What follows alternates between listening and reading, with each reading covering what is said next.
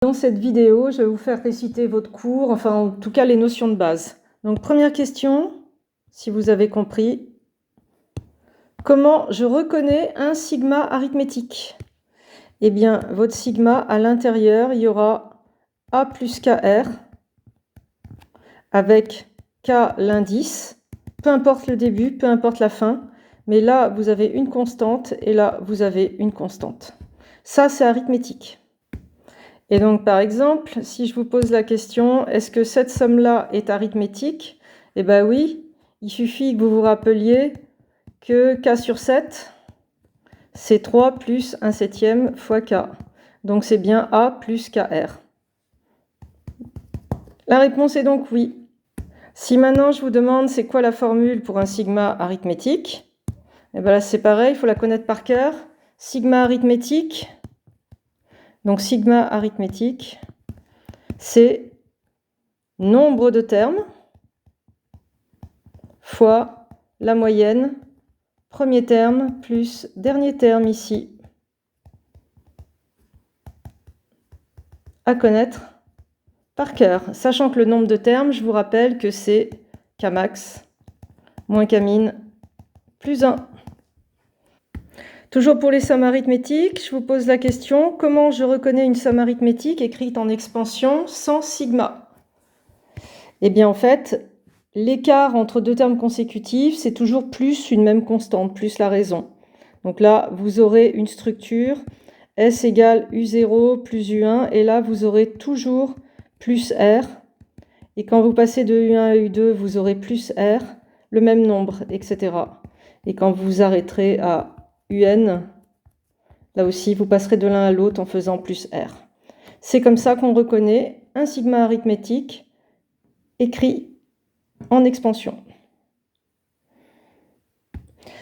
Comment je reconnais un sigma géométrique? Eh bien, vous devez savoir que c'est sigma de constante fois raison puissance k, où k est l'indice. Voilà. Et là, peu importe le début, l'indice Kmin et Kmax. Ce qui compte, c'est la structure. Constante fois q puissance k, où q est aussi une constante. C'est quoi la formule d'un sigma géométrique? Donc, à ne pas confondre, bien connaître ces formules. Je vous rappelle que la formule d'un sigma géométrique, ça va être premier terme du sigma fois 1 moins la raison, donc ce qu'on repère ici, ce qui est affecté par l'exposant k, fois le nombre de termes, Kmax moins Kmin plus 1, sur 1 moins la raison. Et donc là, votre constante Q doit être différente de 1 pour que ça soit un vrai sigma géométrique. Comment je reconnais un sigma géométrique écrit sans sigma, c'est-à-dire avec une expansion? Eh bien, vous passez d'un terme au suivant en multipliant toujours par la même constante. Donc là, vous avez U0, U1, et vous allez voir que vous faites fois la raison. Et pour passer de U1 à U2, on fait fois la raison, etc.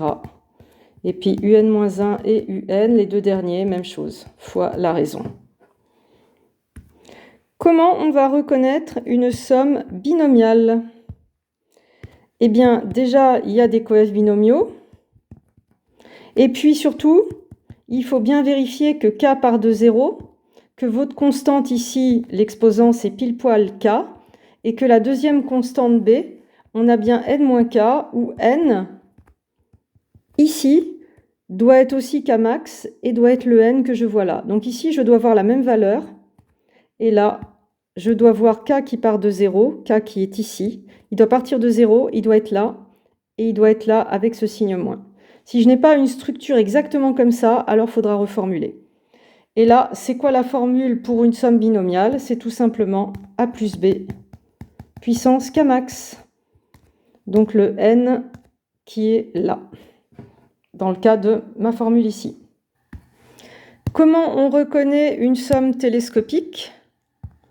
Eh bien, vous aurez une soustraction dans le terme, et de part et d'autre du signe moins, vous aurez une translation de 1 de l'indice K. Donc vous aurez quelque chose de la forme AK moins AK plus 1 ou quelque chose de la forme AK plus 1 moins AK.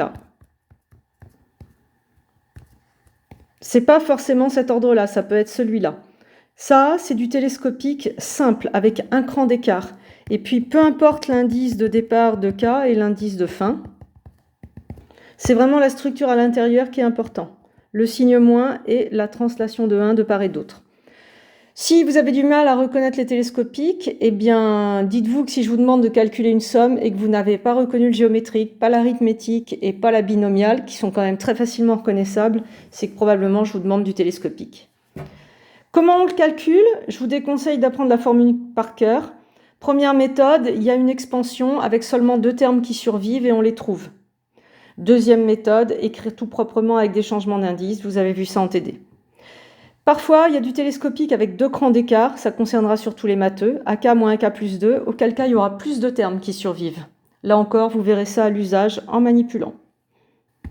Autre question de cours sur les changements d'indice, cette fois, est-ce que j'ai le droit de faire le changement d'indice K' égale 2K dans un sigma? Eh bien, réponse non en général. Pourquoi? Parce que votre changement d'indice, il incrémente K' de 2 en 2, et ça, dans un sigma, ça ne se fait pas. Sauf si on fait une disjonction pair-impair. Là, on fera des trucs. Ou s'il y a un terme sur 2 qui s'annule. Mais en général, ceci n'est pas un changement d'indice correct. Même chose avec K' égale 2K plus 1. Donc, c'est quoi les changements d'indice qui vous sont autorisés? C'est toutes les translations de l'indice K.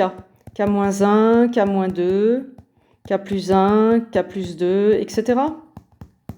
Translation. Ou le changement d'indice de renversement.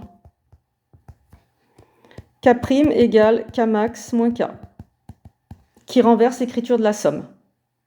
Voilà ce que vous avez le droit de faire si vous voulez une prise d'initiative. Mais ça, il faut faire gaffe. Donc pour les mêmes raisons, est-ce qu'on peut faire un changement d'indice K' égale 3K? Non, ça incrémenterait de 3 en 3, donc on perdrait des indices en route, ce serait faux. Et je termine là cette vidéo sur les questions de cours avant qu'elle devienne trop longue. Bon courage!